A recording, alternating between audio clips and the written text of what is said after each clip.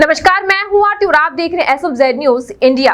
हाजिर हूं आपके सामने उन खबरों को लेकर जो छिपी रह जाती हैं और दिखाई नहीं जाती। तो बात करते हैं आज की बड़ी खबर के बारे में। दिल्ली के सियासी गलियारों में जब उत्तर प्रदेश की सियासत की चर्चा आपके कानों में पड़ेगी तो दो सवाल आ खड़े होंगे। पहला ये कि उत्तर प्रदेश के मुख्यमंत्री के जन्मदिन पर प्रधानमंत्री, गृह मंत्री और भाजपा अध्यक्ष ने बधाई क्यों नहीं दी, लेकिन राजनाथ सिंह ने खुले तौर पर बधाई क्यों दे दी। दूसरा, सरसंघ चालक मोहन भागवत ने प्रधानमंत्री और गृह मंत्री का भोजन आमंत्रण स्वीकार क्यों नहीं किया। ये दो सवाल ऐसे हैं जिसके तले से उत्तर प्रदेश की सियासत की बिसात बिछ भी रही है और शहमात का खेल भी शुरू हो चला है। दिल्ली योगी आदित्यनाथ को लेकर एक ऐसी चाल चल रही है जिसमें उनकी सियासी हत्या निश्चित हो जाए, लेकिन ये स्थिति आ सकती है क्या? दूसरी परिस्थितियों में यह भी हो सकता है कि योगी आदित्यनाथ अपनी छवि को बदलते हुए न सिर्फ अपने आप में सियासी विस्तार की परिस्थितियों को पैदा करें, बल्कि दिल्ली में बिछ रही सियासत को मात देने की स्थिति में भी आ जाएं। दूसरा सवाल यह होगा कि संघ क्या कर रहा है, क्योंकि यह संघ की अग्नि परीक्षा है।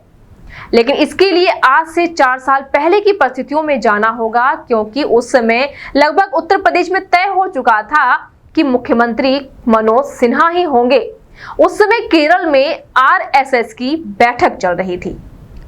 आगे आपको बता दें कि मुरली मनोहर जोशी के हाथों उस वक्त ये संदेश भिजवाया गया था कि उत्तर प्रदेश का मुख्यमंत्री मनोज सिन्हा को तय कर लिया गया है, और उस वक्त संघ का ये जवाब आया था कि जब तय ही कर लिया गया है तो जानकारी देने का क्या मतलब है। लेकिन कुछ ही घंटों में परिस्थितियां बदल गई। उत्तर प्रदेश का मुख्यमंत्री योगी आदित्यनाथ बन गए और मनोज सिन्हा आज कश्मीर में है।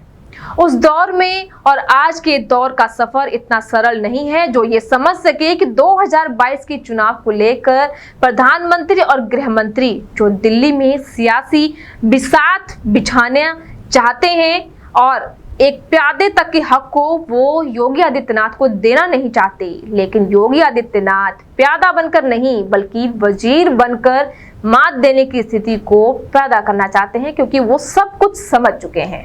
RSS के भीतर कहीं ना कहीं खलबली है, कुछ सवाल हैं।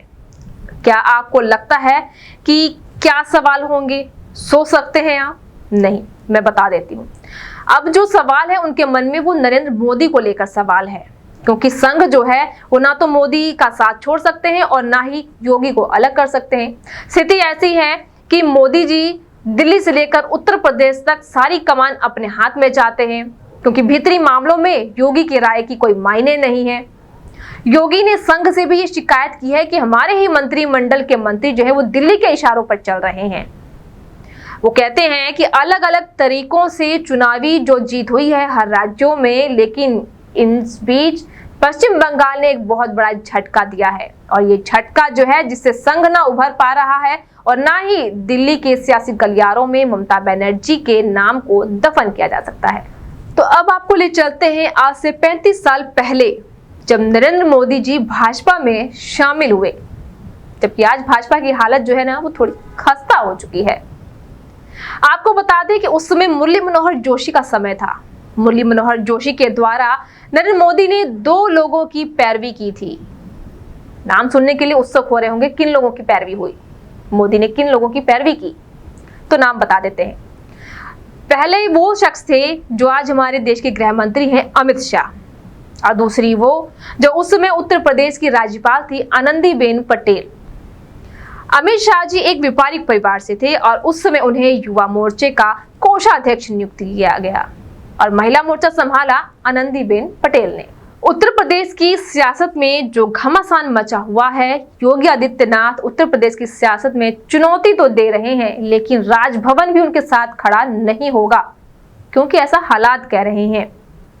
हालात ये कह रहे हैं कि यूपी में अगर चलेगी तो दिल्ली की चलेगी, मंत्रिमंडल में अगर नाम आएंगे तो दिल्ली से आएंगे, मुख्यमंत्री के पर काट दिए जाएंगे, मतलब मुख्यमंत्री जो है उत्तर प्रदेश के वो परकटे रह जाएंगे। अब हर तरफ चर्चा यही हो रही है कि नौकरशाह गुजरात कैडर के थे जिन्होंने बहुत जल्द रिटायरमेंट ले लिया है ताकि वो यूपी में नरेंद्र मोदी के प्यादे बन सकें। अब देखना ये होगा कि यूपी में किसकी सरकार बनती है, दिल्ली सरकार आएगी या योगी आदित्यनाथ की सरकार जो है वो कायम रहेगी, या फिर योगी आदित्यनाथ के पर काट दिए जाएंगे पूरी तरीके से। तो फिलहाल यूपी में किसकी सरकार बनेगी ये तो समय ही बताएगा, लेकिन आपके क्या विचार हैं इस वीडियो के बारे में, आपकी जो राय होगी यूपी की सरकार के बारे में, क्या सुझाव है, आप हमें कमेंट बॉक्स में सुझाव जो है वो शेयर कर सकते हैं। और हाँ, अगर आपको ये वीडियो अच्छी लगी हो तो वीडियो को लाइक कीजिए, शेयर कीजिए, कमेंट कीजिए और हाँ, चैनल को सब्सक्राइब करना मत भूलिए और बेल आइकन जरूर प्रेस कीजिए ताकि सभी नोटिफिकेशन, जो भी नई अपडेट्स हैं और जो बड़ी खबरें हैं जो छुपी रह जाती हैं आप तक पहुंचती नहीं है, वो हम आपको समय समय पर बताते रहें।